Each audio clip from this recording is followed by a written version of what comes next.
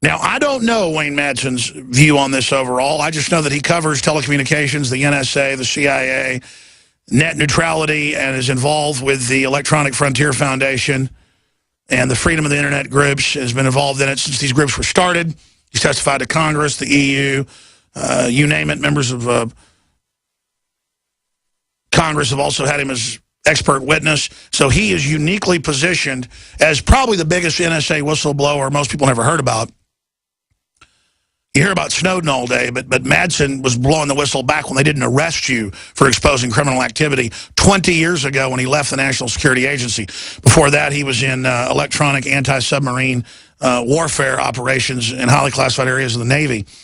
And, of course, he's a frequent guest here on the broadcast, and I appreciate him coming on short notice. I just thought, hey, we ought to get Wayne Madsen's take on this. All I knew months ago was they wouldn't show what the proposal was, and I said, I don't want the FCC over the Internet use antitrust laws on these big corporations that are already there, that they can't stop people's information going down the Internet. If someone violates a law, those laws are on the books. Well, that's basically what Commissioner Pai and others are saying. We're going to find out Wayne Madsen's view on this and then take calls on this subject and others. Wayne Madsen, what is your take with WayneMadsenReport.com? What is your take on what's happening right now? Well, I wish we could freeze the current status quo without any sort of... my fear is that there's been a lot of lobbyists involved with crafting these FCC regulations. I think there's arguments on both sides of this. Here, and I was involved in this peripherally when I was with the Electronic Privacy Information Center years ago, that the issue of net neutrality came up. And isn't that the group that turned into EFF? No, well, they actually work together. They're two separate groups. Some of the Epic people went over to EFF, so there's been some cross-pollination there. But they all basically agree that there ought to be net neutrality. Where I don't know their current take on this. I assume EFF is now coming out saying they don't like the current plan because. Okay. Go ahead. I'm probably in agreement with their stance. Here's the problem. The problem is that currently, without any sort of, because it's out there, the internet is out there to be preyed upon by the Comcasts of the world, and we know what their intention is. They want to create these multi-tiered systems of bandwidth, access, throughput, and if we have that situation, small websites like the one I run and others out there are going to be relegated down with the slow throughput. The Comcast, the Hollywood studios are going to get the high bandwidth throughput, and so good content, or at least independent content on the internet, will be smothered. Sure, that's the internet too, and so Yeah. at one level globally they're trying to do that, and then have a censored, controlled, multi-tier system. Then the FCC comes in as, quote, the savior, but then that will give them regulatory power so they can then, quote, compromise and bring in the Comcast plan. And here's and that's the problem, because if you get the FCC involved in regulating content, this is the slippery slope, because we know the FCC regulates content on the broadcast networks, so on the radio frequency spectrum, on television and radio. That's why, you can't say those 7 words that George Carlin talked about. Personally, I don't care. If you don't like what you hear on the radio or television, turn it off or turn to another station. But I'm really afraid that this could be opening the door for other lobbyists who represent, let's face it, I'm going to be right out in front on this one, those thin-skinned bellyachers from the Southern Poverty Law Center and the Anti-Defamation League, who will start crying about content, and they may try to use the FCC to regulate content on the internet, and that's where I think this could wind up, because I think, like I say, I wish we could just freeze the current status quo without any sort of lobbyist involvement or major companies like Comcast and Verizon getting involved. But that obviously isn't the case, because we have this, multi-100-page document that's been prepared that's gonna, the devils are going to be in the detail on this one, Alex, too. Well, isn't it telltale that he won't testify before Congress, the FCC chairman, and the 322 pages is secret? I mean, right there, you shouldn't be able to pass something that's secret. Yeah, and the guy who's the FCC chairman, of course, Obama picked him. He's a former communications industry lobbyist. I mean, he comes right out of the Comcast world, so I wouldn't trust anything on his silver platter, whatever he's offering up. Like I say, I think what you said, it's not broke right now. Why try to fix it? And I wish we could just freeze the current status quo, but that's obviously not going on in D.C. right now. Let me ask you this question. More and more on every front, the globalist interests are accelerating their program to a reckless level.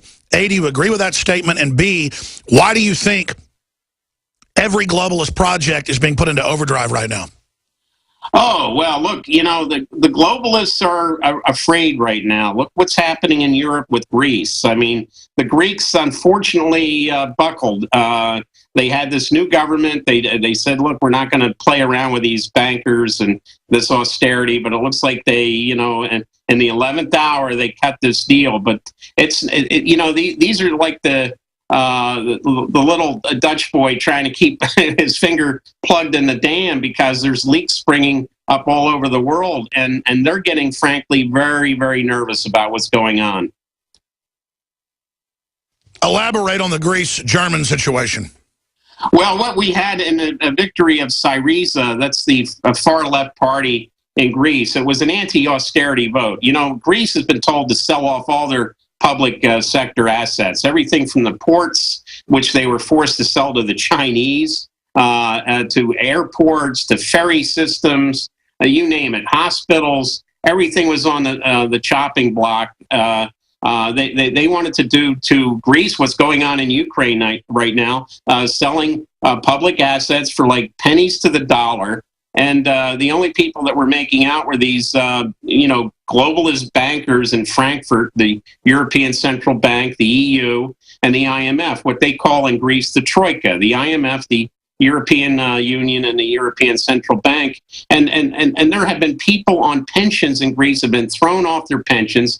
They don't have money to get their prescriptions. I mean, it's been devastating. So the Greek people elected an anti-austerity government. But what did they do at the 11th hour? Instead of just saying, to heck with the EU, we're pulling out, we're going to reestablish the drachma, our old currency, as our monetary unit. They cut this terrible deal, which means that Greece will continue with this austerity program. Who's next? Well, in Spain, Italy, Ireland, Belgium, France, all facing this too. Either in France, you've got the rise of the National Front, the right-wing party, which is supposedly against these EU austerity programs. In Spain is Podemos, which is, again, like the Greek leftist party. But in other words, in various countries around Europe, and in fact around the world, you're seeing the population going to either the left or to the right because they're sick and tired of this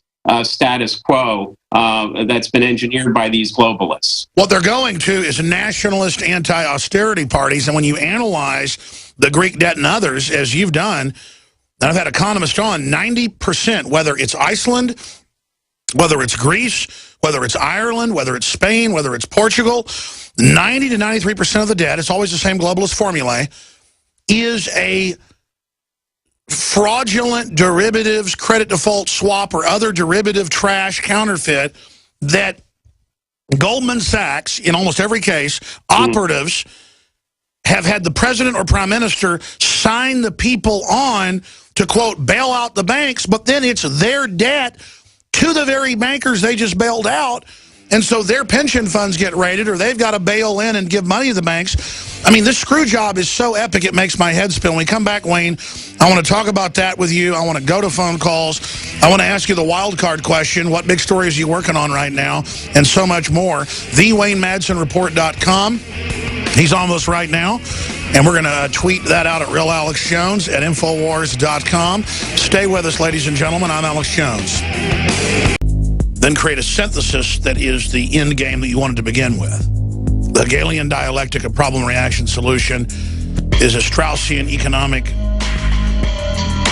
system that is deployed as almost a fix-all for the global social engineers, in my view. And it's very transparent. There's a plan to create a two-tier, censored, controlled, hyper-fast internet. It's already in place in South Korea and other areas. Have people opt in, waive their rights, and be surveilled, and then basically have a subweb that is falling apart, choked with different tolls, and regulated as well. And so they have the Comcast and others come in and try to push this hijacking, creating dams in the middle of the internet. Then Congress comes in to, quote, save us, but they don't. They let the FCC, an agency, come in and just say, don't worry, we're going to declare regulatory power over this without Congress even passing a law. So it's a constitutional crisis in that it's the FCC declaring they're just going to do this. And then we talk about FCC appeals when they don't have this regulatory power. And we've got the former head lawyer joining us Monday for the FCC, Bruce Fine. He's the guy that got rid of net neutrality in 1987. So we can defeat this. But, Wayne, what does it signify in the world right now? I know I brought up another subject as we went to break, but I want to go back into this for a moment in this short segment. What does it signify, though, that they're trying this? And if the globalists are in such crisis, looking into your crystal ball, talking to other experts, where do you see the world going? What are we about to see the next few years? Well, I mean, if you were to sneak in to say the Bilderberg, you actually are inside listening to these people, these elitists, or the Davos World Economic Forum, or any number of these. I dare say that's been discussed at the Bohemian Grove between naked romps in the forest. They're probably saying, what are we going to do about this internet? Because, it's this fairly independent means of communications where the nation state, as a matter of fact, just last week, three fossils, Henry Kissinger, Zbigniew Brzezinski, and Brent Scowcroft were testifying before John McCain. And John McCain is very much in bed with these Comcasts of the world on the internet, and all three of these ancient fossils said they're concerned about the Westphalian system being threatened by social media. And what are they talking about? Talking about the internet, and what they're talking about with the Treaty of Westphalia. This was concluded in 1648. This gives you some idea of these people are living in the past. They want to return to feudalism. They want to return to chattel systems, and they're concerned. So when they're talking about the Treaty of Westphalia from 1648, their feeling is that the nation state is being threatened. And right now we don't really have, in Europe, for example, we don't have a nation state. We got a supranational group called the European Union, which consists of a lot of nation states. And I think basically what they're afraid of is that the EU is going to fall apart.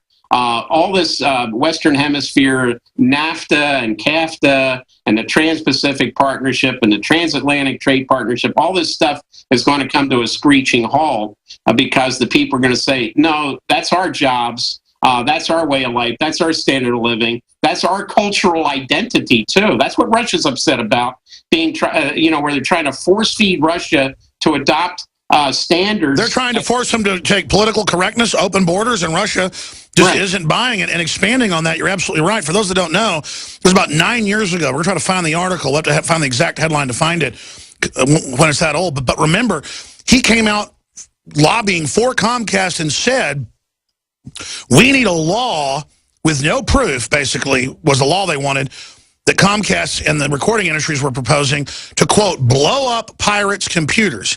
That if they claim you've downloaded something illegally, then they send a virus that fries your computer. Remember that? He said, quote, blow up your computer. Yeah. I mean, these people are insane.